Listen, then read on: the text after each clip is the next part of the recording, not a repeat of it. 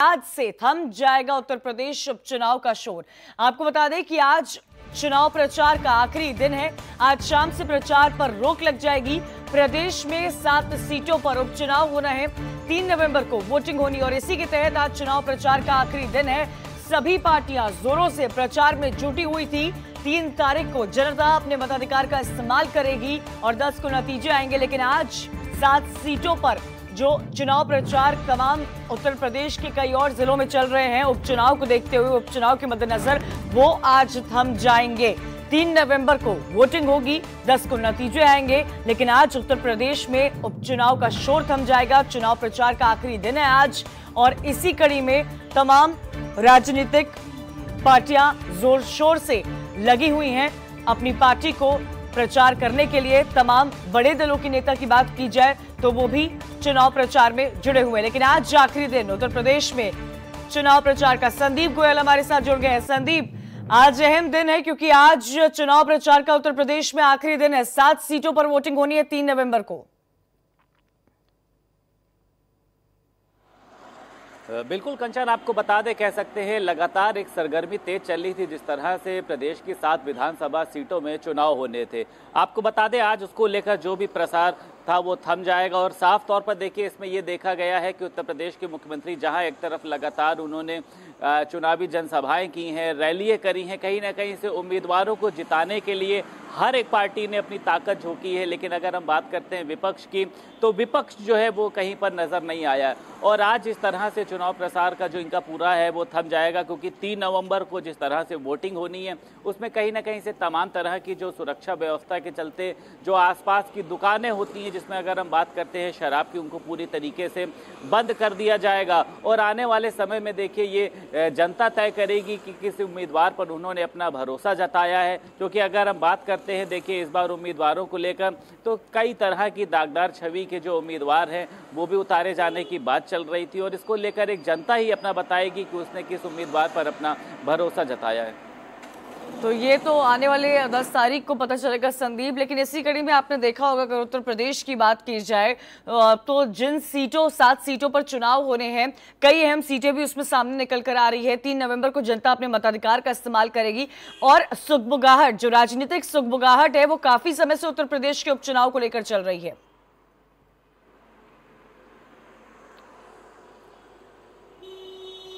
बिल्कुल कंचन, देखिए जाहिर सी बात है जो सुगबुगाहट थी राजनीति को लेकर वो लगातार चल रही है क्योंकि देखिए जिस तरह से अगर हम बात करते हैं वर्तमान सरकार की या हम बात करते हैं विपक्ष की, वो लगातार कह सकते हैं कि उपचुनाव को एक अपना अहम फैसला मान रहा था। लेकिन जिस तरह में उपचुनाव में उनके बड़े जो नेता हैं वो किसी भी तरह से कह सकते हैं कि ग्राउंड पे नजर नहीं आए। उसी में अगर हम बात करते हैं वर्तमान सरकार में उत्तर प्रदेश के मुख्यमंत्री योगी आदित्यनाथ की, वो लगातार चुनावी जनसभाएं करी हैं जिसके दौरान उन्होंने उम्मीदवारों के पक्ष में लोगों से बात करी, उसको जिताने की अपील करी है।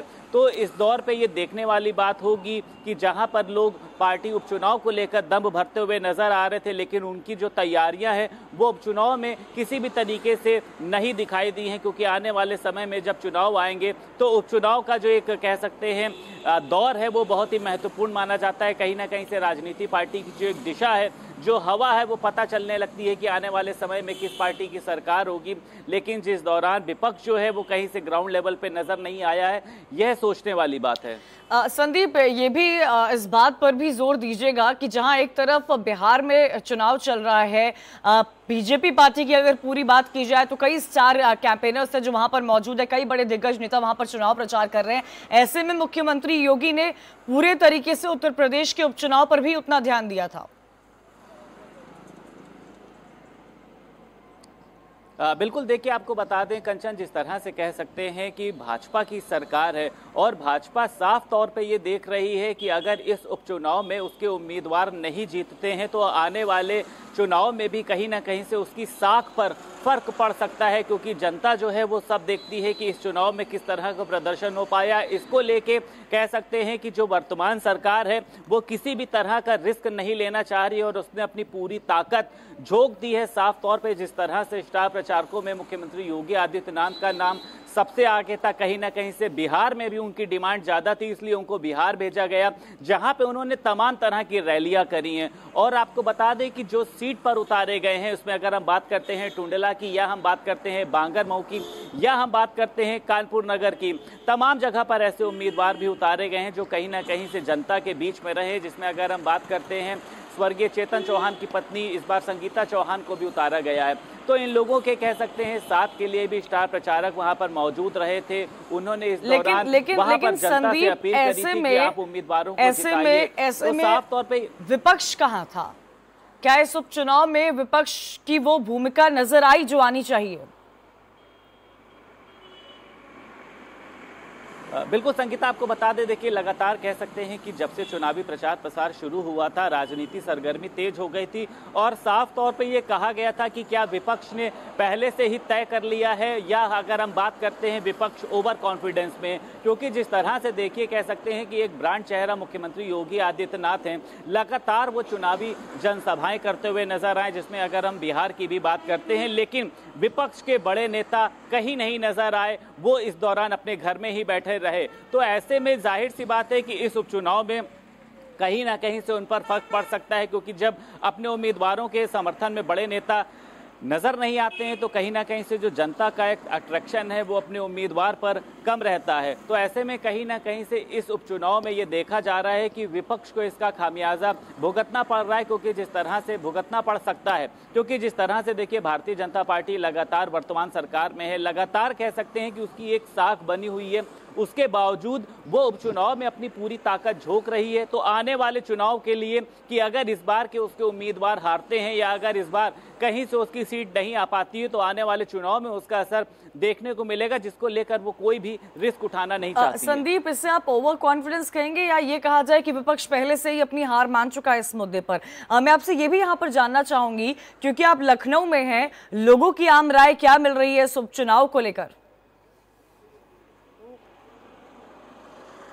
बिल्कुल कंचन, देखिए सबसे पहले बात अगर हम करते हैं ओवर कॉन्फिडेंस की, तो जाहिर सी बात है कि विपक्ष को कहीं ना कहीं से ओवर कॉन्फिडेंस है और विपक्ष को एक तरह से डर भी है, क्योंकि जिस तरह से भारतीय जनता पार्टी की तैयारी रही है। और अगर हम बात करते हैं लखनऊ में, तो लखनऊ में जिन लोगों से भी बात करी जाती है, क्योंकि जिस दौरान भी फील्ड में जाते हैं वहां पे लोगों का कहना यह है कि इस बार भी भारतीय जनता पार्टी की जीत तय है, क्योंकि जिस उम्मीदवारों को उन्होंने उतारा है वो जनता के बीच में रहे हैं, उनका एक अपना कह सकते हैं सर्कल रहा है, तो कहीं ना कहीं से उनकी जीत जो संभव है। लेकिन अगर हम बात करते हैं विपक्ष की, तो विपक्ष के बड़े नेता अगर हम बात करें, चाहे समाजवादी पार्टी की बात करें, चाहे हम कांग्रेस पार्टी की बात करें, तो उसके जो बड़े नेता हैं वो इस दौरान गायब रहे, ना ही कहीं पे वो ग्राउंड लेवल पे नजर आए, ना ही वो चुनावी जनसभाओं पे नजर आए। तो इसका फर्क भी कह सकते हैं कि देखने को मिलेगा, क्योंकि जनता चाहती है कि जब इस तरह की कुछ चीजें हो तो उसके बड़े नेता मौजूद हो। लेकिन इस तरह से अगर बड़े नेता मौजूद नहीं होते हैं तो जनता का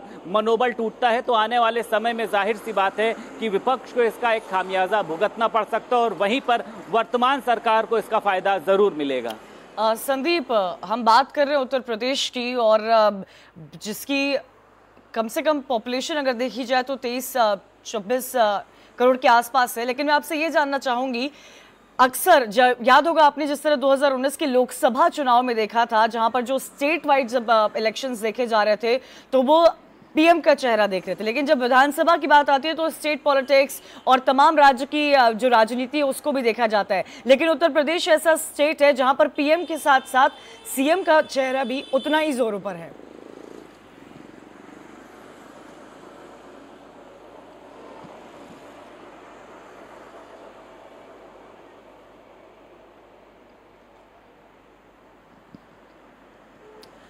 संदीप, क्या आपको हमारी आवाज मिल रही है?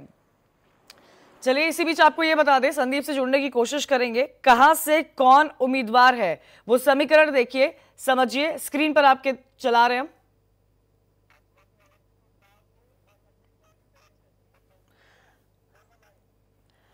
इसी बीच अश्विनी अवस्थी हमारे साथ उन्नाव से जुड़ गया। अश्विनी, 7 सीटों पर उपचुनाव होने वाले हैं। 3 नवंबर को जनता अपने मताधिकार का इस्तेमाल करेगी।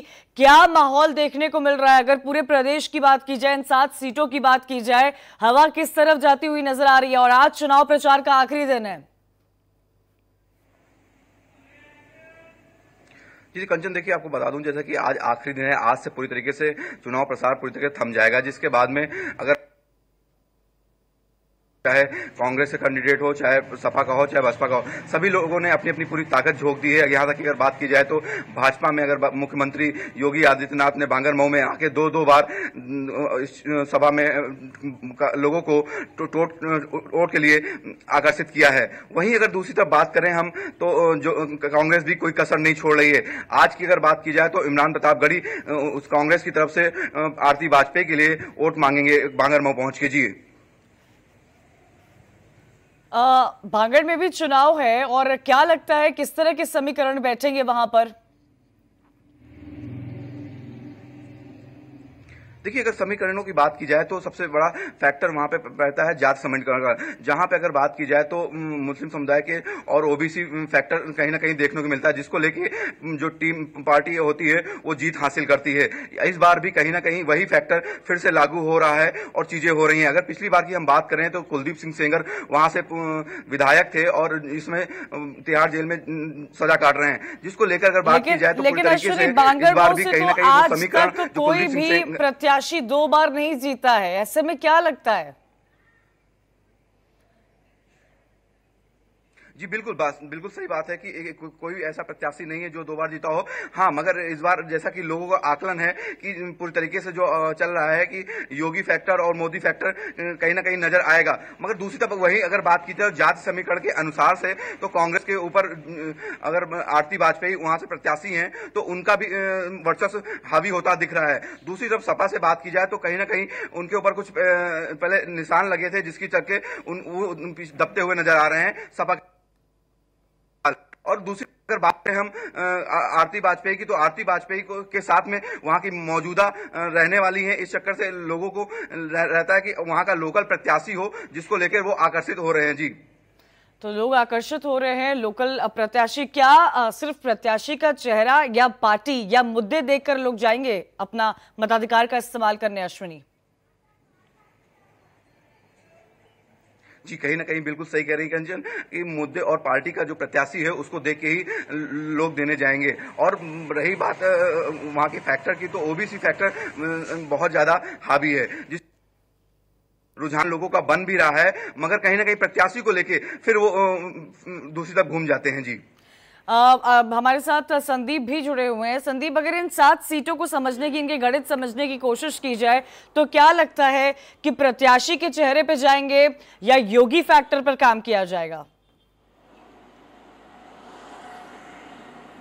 बिल्कुल कंचन, देखिए आपको बता दें, अगर सबसे पहले हम बात करते हैं तो जाहिर सी बात है कि यहाँ पर जो योगी का फैक्टर है वो कहीं ना कहीं से काम आएगा, क्योंकि जो प्रत्याशी हैं उसमें अगर हम बात करते हैं कि प्रत्याशियों के चेहरे नए हैं, क्योंकि जिस तरह से देखिए संगीता चौहान है वो स्वर्गीय चेतन चौहान की पत्नी है। हालांकि इस दौरान अपनी एक उनकी पृष्ठभूमि है, लेकिन जनता के बीच में वो उतना रूबरू नहीं हो पाए जितना एक उम्मीदवार को रहना चाहिए।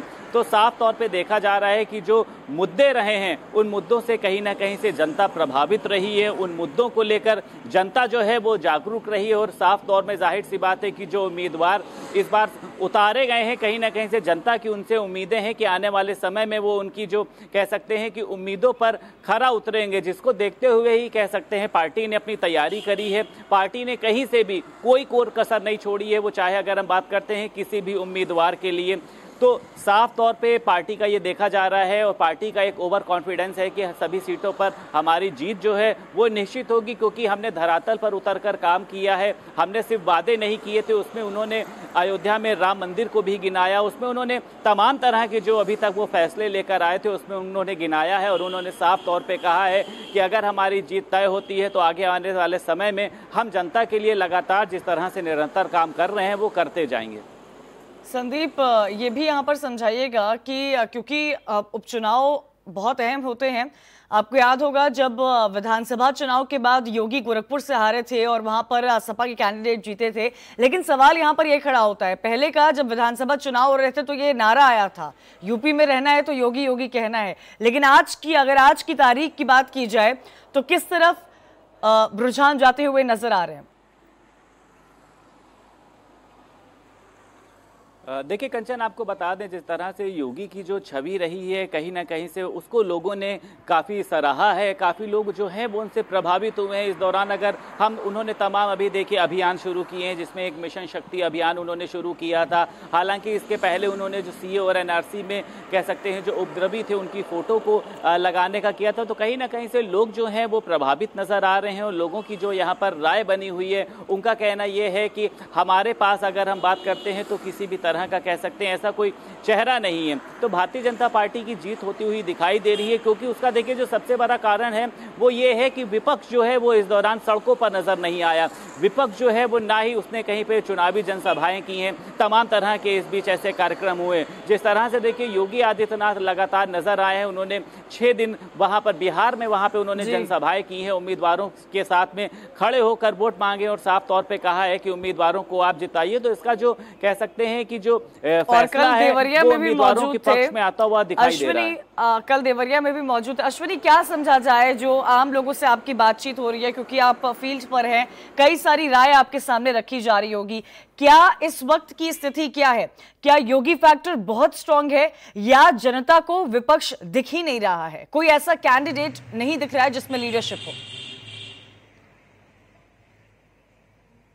जी देखिए कंचन, आपको बता दूं, अगर बात की जाए, मैंने जनता की सब बात करने की बांगरमऊ में कोशिश की और उसके बाद मालूम चला कि जो मुद्दे हैं वो तो है ही हैं। साथ में अगर योगी फैक्टर की बात की जाए तो जो योजनाएं उन्होंने चुनाव आचार संहिता लगने से पहले आके एक बार लोगों को लुभाया था, उसको लेके थोड़ा सा आकर्षित हुए हैं लोग। वहीं दूसरी तरफ अगर बात की जाए तो देखा जा रहा है कि योगी फैक्टर कहीं ना कहीं चीजें दिख सकती हैं। हाँ, हम इसकी बात नहीं कहेंगे पूरी तरीके से योगी फैक्टर हावी है, मगर हाँ बांगरमऊ में ये चीजें दिख रही हैं। जी चलिए, बांगरमऊ में भी ये देखने को मिल रही है। संदीप भी हमारे साथ लखनऊ से जुड़े हुए हैं। संदीप, ऐसे में देखिए राज्यसभा को लेकर तो जब राज्यसभा चुनाव की प्रक्रिया की बात आई थी उसको लेकर हमने देखा था किस तरह की रसाकशी चली थी। मायावती का बयान सामने आया था, सीधे सीधे समाजवादी पार्टी पर आरोप लगाए थे। समाजवादी पार्टी ने कहा था कि मायावती बीजेपी के साथ है और हम ये दिखाना चाहते हैं, साफ हो गया, हम तो निर्दलीय के साथ है। लेकिन उपचुनाव में इन दोनों पार्टियों ने उतना जोर नहीं लगाया। बिल्कुल, देखिए जाहिर सी बात है, अगर अब बात करते हैं बहुजन समाज पार्टी की, तो जिस तरह से उनके लिए निकल कर आ रहा है कि वो भाजपा के पक्ष में नजर आती हुई दिखाई दे रही हैं, तो एक बड़ा कारण ये भी देखा जा रहा है। लेकिन अगर हम बात करते हैं वहीं पर समाजवादी पार्टी की, तो समाजवादी पार्टी देखिए लगातार हमलावर होती रही है, लगातार उसने अपने प्रदर्शन किए हैं। लेकिन इस बार उपचुनाव में किसी भी तरह से अगर हम बात करते हैं अखिलेश यादव की, तो वो ना कहीं पे चुनावी जनसभा के दौरान नजर आए हैं, ना वो किसी रोड शो, ना वो किसी वहां पर जो भी ये कह सकते हैं कि लोगों के लिए वोट मांगने की अपील करी जाती है इस दौरान नजर आए। तो कहीं ना कहीं से या तो विपक्ष ने ये पूरी तरीके से तय कर लिया है कि उनकी हार संभव है, और या तो फिर वो ओवर कॉन्फिडेंस में है, क्योंकि जिस तरह से देखिए लगातार योगी आदित्यनाथ ने संदीप 10 तारीख को हमें देखने को मिलेगा, जब नतीजे सामने आएंगे इसकी क्लियर पिक्चर साफ देखने को मिलेगी। लेकिन अभी भी जमीन पर रहकर लोगों से बातचीत कर इसका एक अंदाजा लगाया जा सकता है कि रुख किस तरफ, हवा का रुख किस तरह जा रहा है। जौनपुर से हमारे साथ विश्व प्रकाश जुड़े हुए हैं। क्या समीकरण बनते हुए नजर आ रहे हैं? आज चुनाव प्रचार का आखिरी दिन है विश्व। आज चुनाव का आखिरी दिन है और इसमें जहां तक जौनपुर की बात करेंगे तो जौनपुर में एक तरफ जहां वर्तमान सत्ता की सरकार है और इसके प्रत्याशी मनोज कुमार सिंह है, अभी कल ही मुख्यमंत्री योगी आदित्यनाथ ने जनसभा करके लोगों को अपने पक्ष में वोट करने की अपील किया है। हालांकि मुख्यमंत्री द्वारा मल्हनी विकास क्षेत्र के लिए लगभग 4 बड़ी परियोजनाएं दी गई हैं, जिसको लेकर जनता को रिझाने का प्रयास किया गया है। हालांकि जनता मल्हनी में बीते 18 सालों से निर्दल प्रत्याशी धनंजय सिंह का दबदबा रहा था। इस दौरान भी कोई खास काम क्षेत्र के लिए नहीं हुआ था। बीते 8 सालों से समाजवादी पार्टी का इस क्षेत्र में दबदबा रहा है। हालांकि समाजवादी पार्टी से यहाँ के पारसनाथ यादव, जिनकी मृत्यु के बाद उनके लड़के लकी यादव चुनाव मैदान में है, तो जहां तक देखा जाए कि तीनों में त्रिकोणीय मुकाबला अभी तक जो निकलकर सामने आ रहा है, वो तीनों में त्रिकोणीय मुकाबला समझ में आ रहा है। जी, तो त्रिकोणीय मुकाबला समझ में आ रहा है। लेकिन जौनपुर में योगी आदित्यनाथ भी मौजूद थे, जिन्होंने साफ साफ कहा था कि देश में कोई दंगा नहीं होने देंगे, दंगे को लेकर जिक्र किया था। और जो महिलाओं के लिए योजनाएं शुरू की गई है, शक्ति मिशन की अगर बात की जाए, ये तमाम जो सरकार की तरफ से योजनाएं शुरू की गई है उसका भी जिक्र किया गया था। क्या लक्की यादव को सहानुभूति फैक्टर यहां पर काम आ सकता है?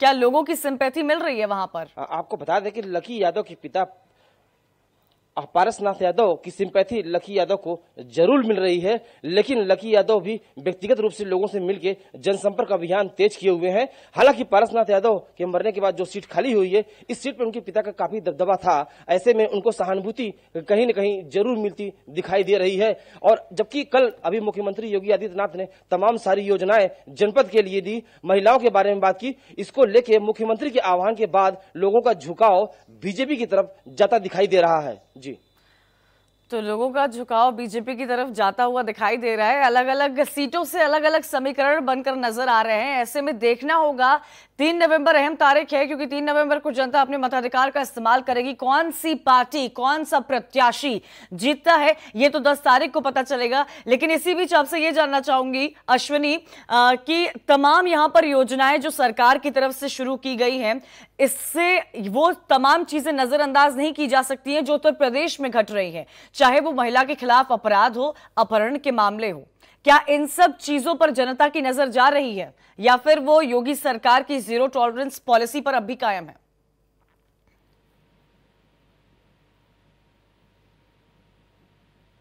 जहां तक है, लोगों का यह भी मानना है कि जब से योगी सरकार बनी है, तब से महिलाओं पर विशेष ध्यान दिया गया है और क्षेत्र के विकास के लिए भी काम किया जा रहा है। हालांकि अभी तक यहाँ भारतीय जनता पार्टी का कोई विधायक नहीं था। अब अगर सरकार बनती है तो यहाँ पे विकास होगा और लोग योगी जी की कही बातों पर भी ध्यान दे रहे हैं। जी अश्विनी, यही सवाल मेरा आपसे भी है कि क्या जो तमाम चीजें उत्तर प्रदेश में आयोजन हुई हैं, इससे पहले के भी अगर देखे जाए ऐसे कई केसेस जो सामने आए थे, क्या इन सारी चीजों को नजरअंदाज कर जो सरकार की जीरो टॉलरेंस की पॉलिसी है और महिला शक्ति मिशन के तहत जो चीजें महिलाओं के लिए की जा रही है, उसको देखा जाएगा, या वो चीजें ओवरशैडो हो जाएंगी?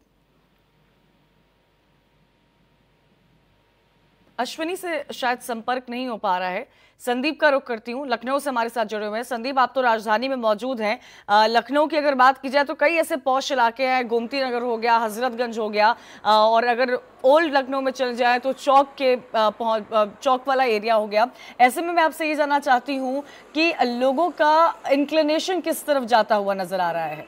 क्या लोग इस बात को समझ रहे हैं कि जो प्रदेश में अपराध बढ़ते जा रहे हैं, उस पर सरकार रोकथाम लगाने में थोड़ी सरकार को इसमें परेशानी हो रही है, महिलाओं के खिलाफ जो अपराध बढ़ रहे हैं, या फिर जो सरकार गिनाती है कि हमारी जीरो टॉलरेंस पॉलिसी है, महिला के खिलाफ हम अपराध नहीं बर्दाश्त करेंगे, उस पर लोगों का इंक्लिनेशन बढ़ रहा है? देखिए, बिल्कुल कंचन, जाहिर सी बात है, आपको बता दें, जिस तरह से कह सकते हैं कि सरकार ने मिशन शक्ति अभियान की शुरुआत करी थी, इसके पहले इसने यहाँ पर एक जो लड़कियों के लिए कह सकते हैं पिंक बूथ की शुरुआत करी थी। वहीं साफ तौर पे जो महिला थाने हैं, वहाँ पर तमाम तरह की योजनाओं को शुरू किया गया था कि महिलाओं के लिए अलग से सुनवाई केंद्र बनाया जाएगा। तो साफ तौर पर देखिए, महिलाओं के अंदर एक कह सकते हैं कि एक रुचि दिखाई दे रही है। वहीं पर अगर हम बात करते हैं पुराने लखनऊ की और अन्य जगहों की, तो वहाँ पर जो इनके प्रति लोगों का नज़रिया है, उनका कहना यह है कि जिस तरह से देखिए माफिया जो हैं वो लखनऊ में आने से डर रहे हैं, कहीं ना कहीं से उन पे जिस तरह की कार्रवाई हुई है वो आज तक अन्य किसी सरकार में नहीं हुई है। किसी भी माफिया का कह सकते हैं कि घर नहीं गिराया गया। अगर हम बात करते हैं कानपुर की, या हम बात करते हैं यहाँ पर लखनऊ अतीक अहमद के जो ठिकाने थे, कह सकते हैं एक तरह से अवैध, उनको ध्वस्त किया गया है। तो कहीं ना कहीं से देखिए इसका फायदा भी मिलेगा। लोग जो हैं जीरो टॉलरेंस की नीति के तहत इसको देख रहे हैं, क्योंकि देखिए इतने बड़े माफियाओं का जो अवैध कह सकते हैं ठिकाना है, उसको गिराया जाना कहीं ना कहीं से लोगों को एक प्रेरित करता है कि अपराधों को रोकने में जो है योगी सरकार जो है वो सफल रही है। और तमाम तरह के देखिए प्रयास किए जा रहे हैं, जिसमें जो माफिया हैं वो इस दौरान लखनऊ में आने से डर रहे हैं, जेल के बाहर निकलने से डर रहे हैं, और उनके अंदर एक डर देखा जा रहा है।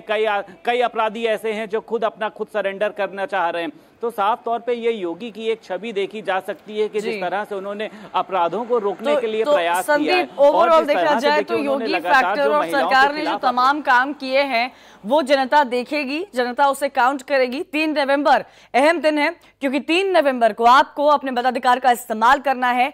कौन सी पार्टी जीती है, कौन सा प्रत्याशी जीता है, ये तो 10 तारीख को पता चलेगा। लेकिन एक तरफ जहां सरकार, योगी सरकार जीरो टॉलरेंस की पॉलिसी पर काम कर रही है, अपनी तमाम नीतियां गिनवा रही है, वहीं दूसरी तरफ क्या विपक्ष पहले से अपनी हार मान चुका है, ये बहुत बड़ा सवाल खड़ा होता है। आप तीनों का शुक्रिया हमारे साथ जुड़ने के लिए।